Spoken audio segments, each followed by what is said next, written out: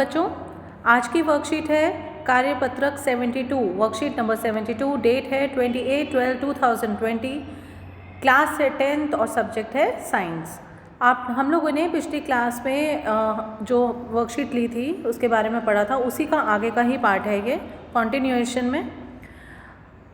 दैनिक जीवन में हमारे क्रियाकलापों से बहुत सा कचरा उत्पन्न होता।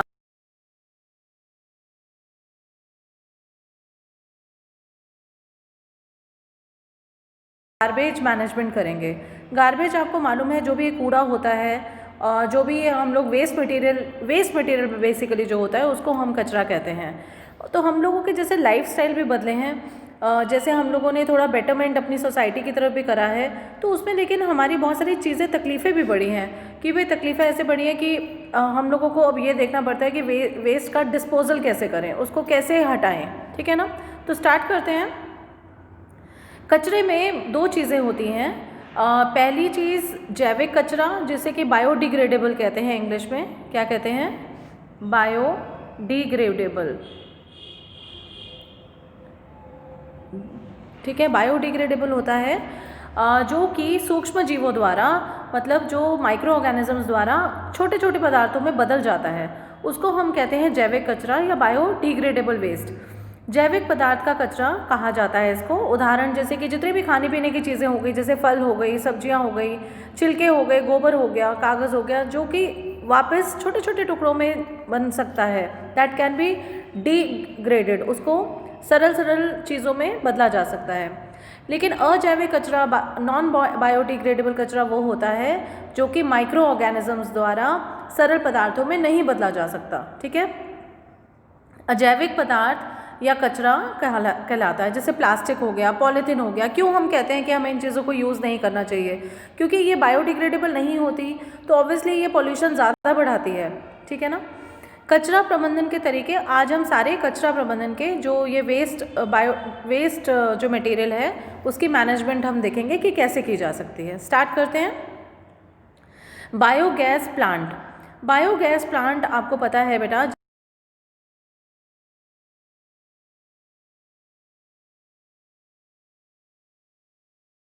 ठीक है, जैविक मतलब अभी हम लोगों ने पढ़ा जिसमें सब्जियों के छिलके, कागज़, ये वाली सारी चीज़ें जो आ जाती हैं, ये सारी जैविक कचरे में आ जाती हैं। ठीक है, इससे जब खाद बनाई जाती है या बायोगैस बनाई जाती है तो उसे बायोगैस प्लांट कहते हैं। ठीक है, खाना वाना बनाने में भी बायोगैस का यूज़ होता है, गाँव में तो काफ़ी यूज़ होता है। फिर है ढलाव। ढलाव एक ऐसा निचला क्षेत्र होता है जहाँ पर कचरे को डाला व दबाया जाता है। आपने बहुत सारे पार्क्स ऐसे देखे होंगे कि घास उगा दी जाती है और घास के ऊपर ये जो मतलब नीचे की साइड पे कचरा डाल दिया जाता है और उसके ऊपर घास उगा दी जाती है, तो वो एक पार्क सा लगता है। ठीक है, और लेकिन अंदर सारा का उसका कचरा होता है। फिर होता है पुनः चक्रण। पुनः चक्रण मतलब रिसाइकलिंग, जैसे कि कांच या धातु से बनी वस्तुएं होती हैं तथा ऐसी ही वस्तुओं का पुनः चक्रण करके नई उपयोगी वस्तुएं बनाना, जब तक अति आवश्यक न हो इन पदार्थों का निर्माण नहीं करना चाहिए। मतलब ये जो कुछ चीज़ें ऐसी होती हैं जो कि जिनकी रिसाइकलिंग हो सकती है। अब जैसे अखबार आपके घर में आती है तो वो रिसाइकल हो जाती है, फिर किसी और चीज़ में बदल जाती है। लेकिन बहुत सारी ऐसी चीज़ें हैं जैसे कांच, मतलब धातु से बनी चीज़ें हो गई, प्लास्टिक हो गया, उसका बड़ा मुश्किल करना तो उसका भी पड़ता है। अब जैसे प्लास्टिक की बाल्टियाँ हैं तो उसके मग्गे बन गए, मतलब वन फॉर्म टू अनदर, तो making of one form to another is recycling या पुनः चक्रण। तो ऐसी चीज़ों का ऐसी चीज़ें हमें ज़्यादा यूज़ करनी चाहिए जिनका पुनः चक्रण हो सकता है, रिसाइकलिंग हो सकती है। ठीक है, फिर है इनकार। इसका अर्थ है ऐसी चीज़ों का उपयोग करने से इनकार जो हमारे पर्यावरण के लिए हानि पहुंचाती है। जैसे प्लास्टिक की थैली यूज़ हो गई, क्योंकि आप खुद देखो ये नाली में भी फंस जाती है और उसको भी फिर ख़राब करती हैं। इसके लिए अब धीरे धीरे बिल्कुल प्लास्टिक का यूज़ जो है हमारा, प्लास्टिक खासकर पॉलीथीन जो बैग्स हैं उनका यूज़ काफ़ी कम होता जा रहा है। एंड आई होप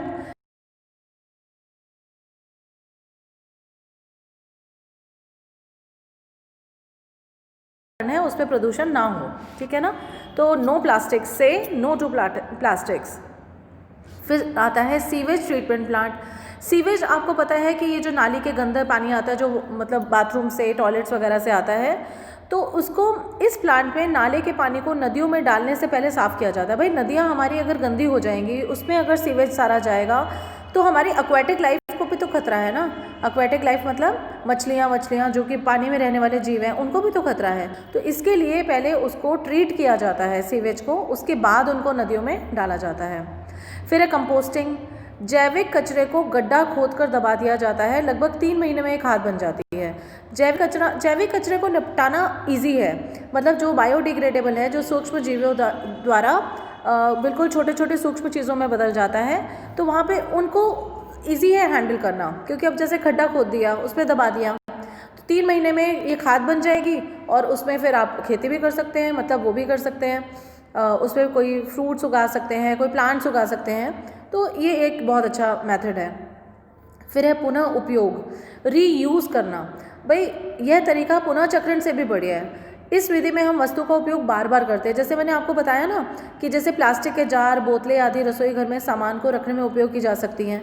तो अब जैसे कि आपकी वो हो गई जो ये पेप्सी की बॉटल्स होती हैं, उसमें आपने मनी प्लांट उगा दिया, ठीक है, या फिर उसमें आपने पानी भर के आपने रख दिया और उसके बाद उसके अंदर कुछ डेकोरेशन कर दी, तो उसको रीयूज़ कर रहे हैं हम, उपयोग कर रहे हैं दोबारा किसी अलग तरीके से, तो उसको हम कहते हैं पुनः उपयोग, रीयूज़।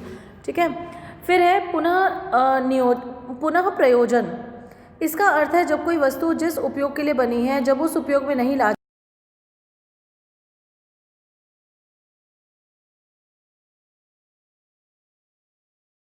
के बॉटल्स को हम लोग दोबारा उसको अलग किसी तरह से वो यूज़ कर सकते हैं, मतलब किसी और पर्पस के लिए यूज़ करना। पहले आपने पेप्सी पी ली, उसमें आपने मनी प्लांट उगा दिया, तो ये सारी चीज़ें एक दूसरे से रिलेटेड हैं। ये कुछ रिसाइकल हो रही हैं, कुछ रीयूज़ हो रही हैं, कुछ रिकन्ज्यूम हो रही हैं। तो बस यही फ़र्क है कि उनको किसी और पर्पस में यूज़ कर लेना। अब जैसे अखबार आपके घर में आई तो आपने उसका लिफाफा बना लिया, ठीक है ना। तो ये सारी चीज़ें इन्हीं चीज़ों के अंदर आती हैं, पुनः उपयोग, पुनः प्रयोजन, राइट। चलिए क्वेश्चन आंसर्स करते हैं। आप किस प्रकार से कचरा प्रबंधन में सहायता कर सकते हैं? कोई 2 उपयोग उपाय लिखिए। आप कुछ भी लिख सकते हैं। कचरा प्रबंधन में आप कैसे सहायता कर सकते हैं? जैसे मैंने बोला कि भाई अगर अखबारें वगैरह हैं तो उनके लिफाफे बना लिए, बॉटल्स वगैरह हैं तो उनमें पौधे उगा लिए, किसी भी तरह से आप यूज़ कर सकते हैं। आपके घर में जो मटर के छिलके और ये सब केले के छिलके और जो किचन का वेस्ट होता है उसको आप खाद बनाने में यूज़ कर सकते हैं, ठीक है। फिर है सेकंड क्वेश्चन, हमारे द्वारा उत्पादित अजैव निम्नीकरण कचरे से क्या क्या समस्याएं उत्पन्न होती हैं?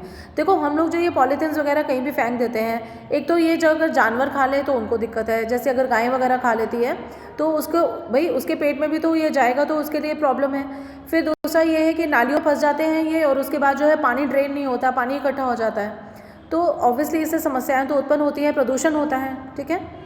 फिर है क्वेश्चन नंबर 3, ऐसे 2 वस्तुओं का नाम लिखो जिनका पुनः चक्रण किया जा सकता है।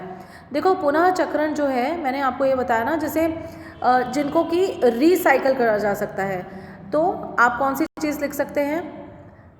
कांच या धातु से बनी वस्तुएं तथा ऐसी ही वस्तुओं का पुनः चक्रण करके, ठीक है ना। तो कौन सा आ जाएगा? ये वाला आ जाएगा आंसर नंबर 3, कांच या धातु से बनी वस्तुएं। फिर है सीवेज ट्रीटमेंट प्लांट किस प्रकार उपयोगी है? भाई सीवेज ट्रीटमेंट प्लांट इस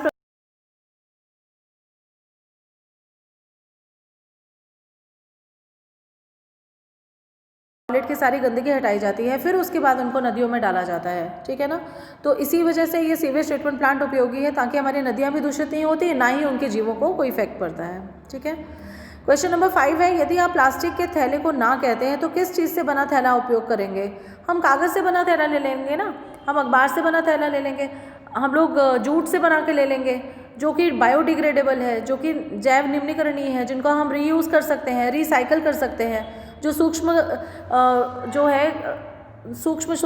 टुकड़ों में भी बदला जा सकता है, विच कैन बी डीकम्पोज, मतलब which can be recycled also. तो ऐसे कोई भी हम चीज़ यूज़ कर सकते हैं, ठीक है। आई होप आपको समझ आया होगा। फिर भी कोई क्वेश्चंस हो, you are always welcome, and please do not forget to like, share and subscribe, that is the most important thing guys. Thank you so much, take care.